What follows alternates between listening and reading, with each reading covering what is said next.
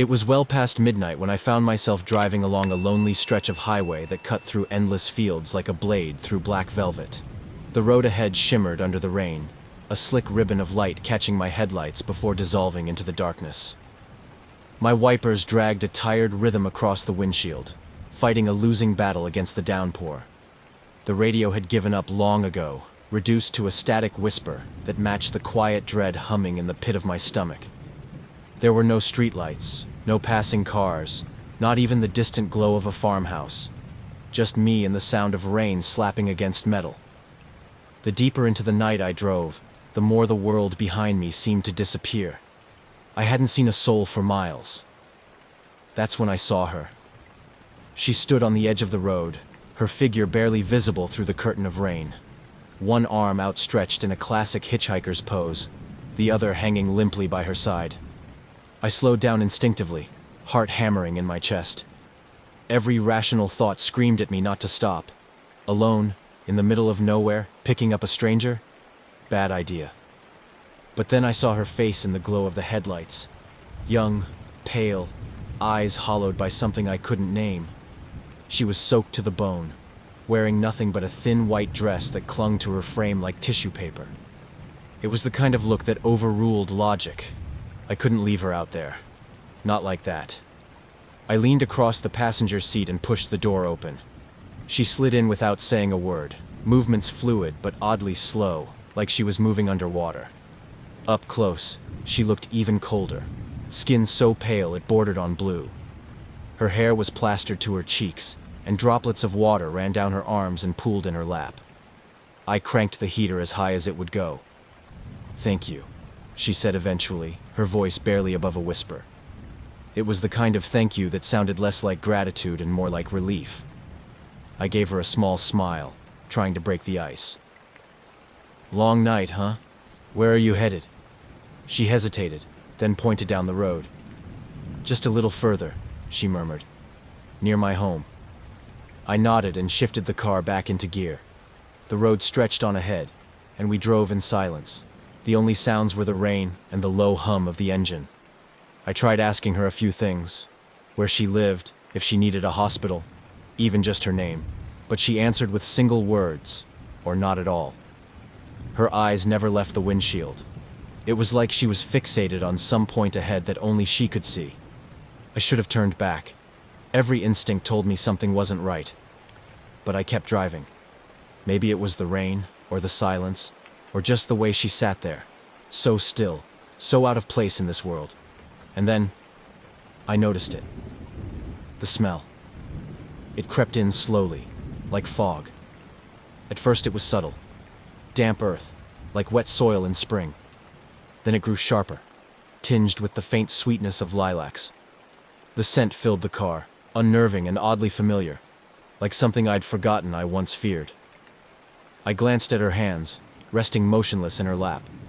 Her fingernails were dark, not painted but caked with dirt, as if she'd been digging, or crawling, or climbing her way out of something she shouldn't have left. I tightened my grip on the steering wheel, eyes flicking back to the road. The night stretched on ahead, but I already knew. This was no ordinary passenger. The heater blew warm air through the vents, but she didn't seem to feel it. She sat perfectly still, her arms folded tightly against her chest, eyes fixed on the horizon beyond the wet windshield. I kept glancing sideways, trying not to stare but unable to help myself. There was something about her, something deeply wrong and quietly haunting. Her dress clung to her like a second skin, soaked through, revealing the outline of her bones beneath. She looked fragile, like if I took a turn too fast, she might dissolve into the seat. Her skin was so pale it seemed almost translucent, tinged with blue in places, like someone who'd spent too long in the cold. The water on her cheeks wasn't just rain. It clung there too long, unmoving, like the moisture had decided to stay. I cleared my throat, needing to hear another voice besides my own thoughts. "So, you live nearby?" She didn't look at me. "Not far," she whispered. Her voice was flat, distant, like she was speaking from somewhere far beyond the confines of the car. I tried again. Do you want me to drop you right at your house? It's really no trouble. Number just close.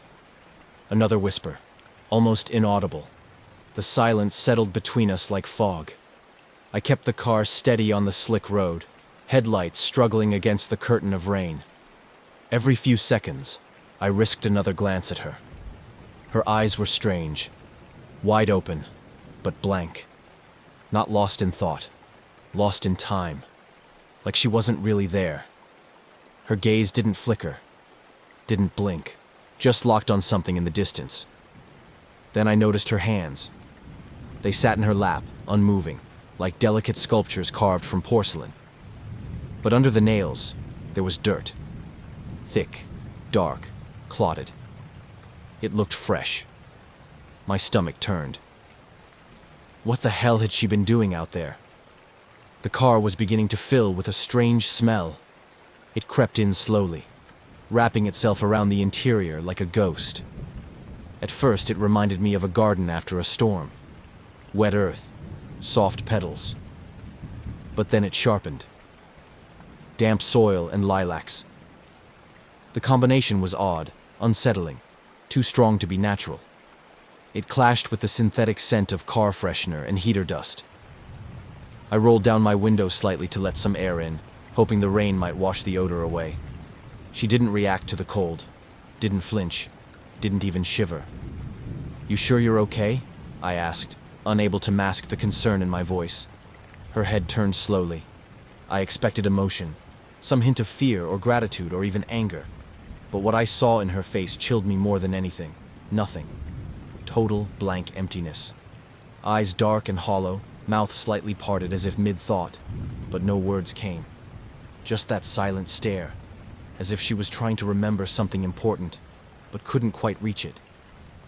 "Home," she finally said. "Please, just home." I nodded quickly, feeling the weight of something unspoken settle over us. The windshield wipers thumped rhythmically. The static on the radio crackled like whispers trying to form words. She didn't speak again. She didn't need to.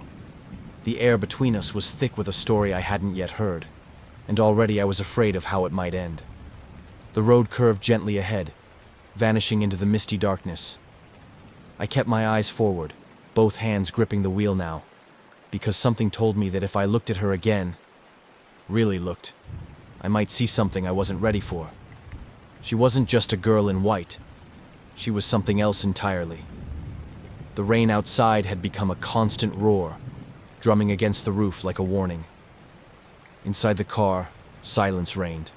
Not the peaceful kind, but the heavy, pressing kind that feels alive. Every breath I took sounded too loud, every heartbeat a thud echoing in my ears. She still hadn't moved. Not an inch since she'd gotten in. The warmth from the heater was beginning to falter. I glanced down, fiddling with the dial, cranking it up again. But the air that blew out now was tepid. Strange. The radio crackled once, then burst into a wave of static, louder than before. I turned the knob, trying to tune it, but all I got was a low hum buried beneath the noise, like a frequency not meant to be found. Then, out of nowhere, I heard it. She was humming. Softly, almost imperceptibly at first, but undeniably there. A tune. A lullaby. Slow and eerie. The kind you only hear in nightmares. It pulled at something in me. Something long buried. I couldn't place it exactly, but it stirred a memory I didn't know I had. A vague image of sitting in the back seat as a child, while a voice hummed that same melody. My mother? A babysitter? I wasn't sure. All I knew was that I'd heard it before, and it wasn't supposed to sound like this. I stole a glance at her. Her lips didn't move. The sound came from somewhere, but not from her mouth. That realization sent a ripple of fear through me. I blinked and looked again. Her eyes were still fixed on the road ahead, glazed and far away. Her white dress, somehow, still looked soaked despite the heater's best efforts. Her hair was still wet, still dripping.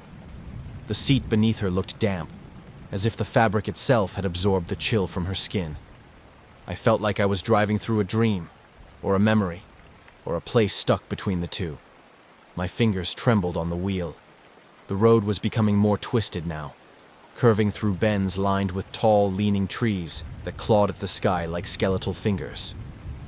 Do you recognize this road?"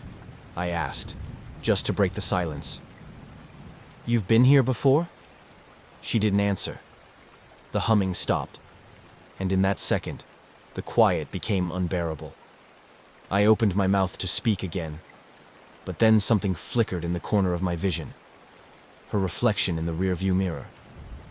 But it didn't look right. It wasn't just that it was dim or warped by the angle. Number. In the mirror, her eyes were closed. Her mouth was open just slightly, and she was smiling.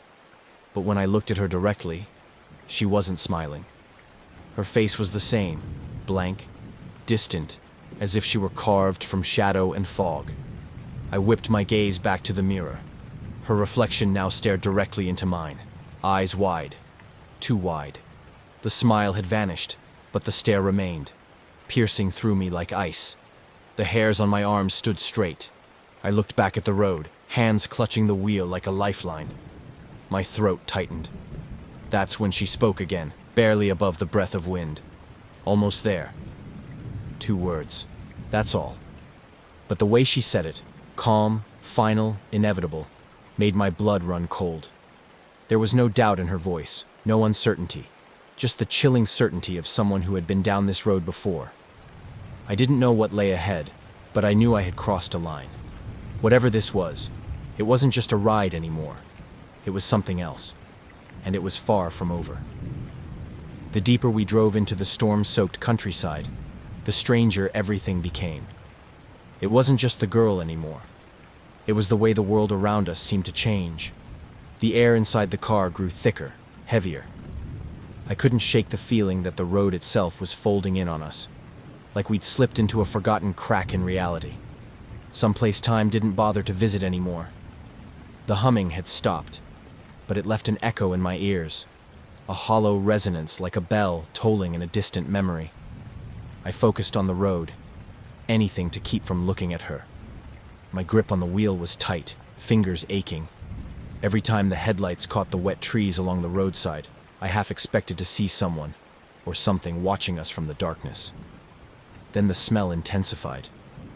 It wasn't just lilacs and damp soil anymore. There was something else riding underneath. Something bitter, sharp, and old.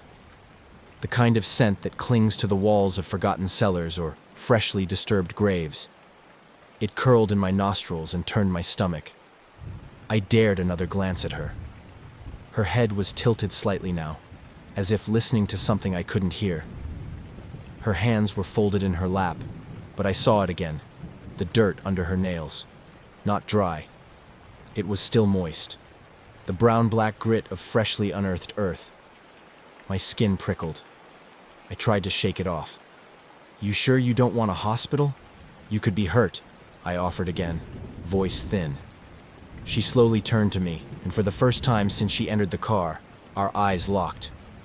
"Home," she said again, but this time her voice was louder, clear. Not a whisper, not a plea, a command.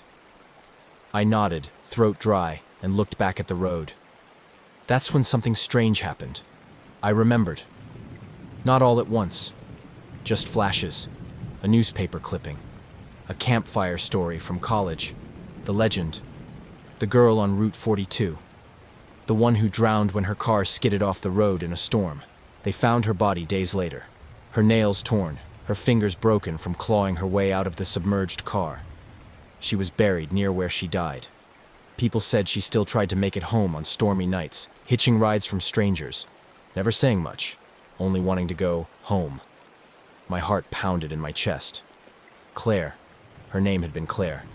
A chill surged through me as I realized I wasn't imagining this. I wasn't dreaming. The humming, the dress, the dirt, the smell, all of it matched. I had picked up the girl from the story. She began humming again, louder now, the same lullaby. But this time, it sounded warped, off-key, like it was being played on a broken music box submerged underwater. Her lips still didn't move, but the song filled the car. It made my skin crawl. I couldn't take it anymore. I slammed the brakes. The car skidded slightly, tires shrieking against the slick asphalt. My chest heaved as I looked over at her. The humming stopped again, abruptly, as if it had been switched off. She turned her head slowly, calmly, her eyes meeting mine with that same unnerving stillness. "Almost there," she whispered. The headlights flickered once, then again. A groan escaped the heater as the fan slowed. For a moment, everything in the car dimmed. The lights, the dashboard, even the world outside. I blinked rapidly, hands trembling on the wheel. The storm had grown worse. The wipers smeared water across the glass like streaks of shadow, and through the distortion I saw it appear, just ahead. A gravel driveway, barely visible through the rain. An old wooden mailbox leaning to one side. Beyond that, a silhouette of a house lost in the trees. No lights, no movement. Just darkness. She didn't need to say anything this time. I already knew where we were. We had arrived. The gravel crunched under my tires as I turned off the main road and crept down the narrow, tree-lined driveway. The headlights swept across gnarled branches and tangled underbrush, revealing flashes of the old farmhouse beyond. It sat deep in the shadows, its windows like hollow eyes watching me approach. No lights, no signs of life, just darkness. "This it?" I asked, though I already knew the answer. She nodded once, slow and deliberate. Then, for the first time, she spoke in full, complete sentences. Her voice had changed. It was clearer now, more certain, almost warm. "Thank you for bringing me home." I let out a shaky breath. "Do you want me to walk you up?" No reply. I turned to look at her, and my heart stopped. The seat was empty. No sound, no movement. The door hadn't opened. The interior light hadn't flickered. I hadn't even taken my foot off the brake. But she was gone. I stared at the passenger seat, my mouth dry. The leather was damp where she'd been sitting, glistening faintly in the glow of the dashboard lights. But the mat on the floor?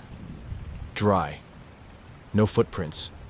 No sign that anyone had stepped in or out. I sat frozen, unsure of what to do. My breath fogged the windshield. The rain tapped insistently on the roof. Slowly, I reached for the handle and opened the door. A gust of wind and water hit me like a slap. "Hello?" I called out, my voice immediately swallowed by the storm. "Claire?" I hadn't meant to say her name. It just slipped out. I stepped out, the beam of my flashlight cutting through the mist and drizzle. The rain had eased slightly, now falling in a fine, cold sheet. My boots sank into the soft earth as I moved around to the front of the car, sweeping the light across the long drive and the silent farmhouse ahead. No movement, no figure in white, no reply. My pulse thundered in my ears. The silence was unnatural, like the world itself had stopped to listen. Then I saw it, something just beyond the tree line to the left of the driveway. A low fence, old, iron, crooked. I stepped toward it, feeling my feet drag with every step. And there it was. A cemetery. Small. Forgotten. Overgrown. The kind you pass on country roads and never notice. Rows of cracked headstones leaned in uneven lines. Some had crumbled entirely, swallowed by moss and weeds. And at the front, nailed to a wooden post, was a photo. My blood ran cold. It was her.